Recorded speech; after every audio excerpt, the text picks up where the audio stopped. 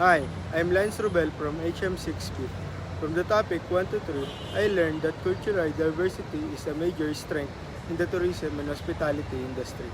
Since this field involves interacting with people from different countries and cultures, understanding cultural diversity helps tourism professionals communicate better and provide more respectful and personalized service to guests. I also learned that cultural diversity in the workplace is important because it encourages teamwork, creativity, and mutual respect among employees.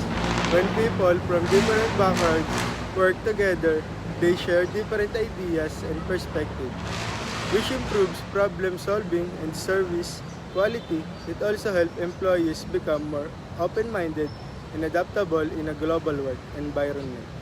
Lastly, I learned that corporate culture plays a key role on supporting cultural diversity.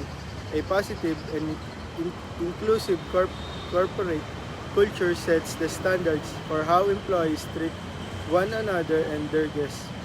When an organization values respect, equality, and professionalism, it creates a healthy workplace where diversity is accepted and everyone can perform the best.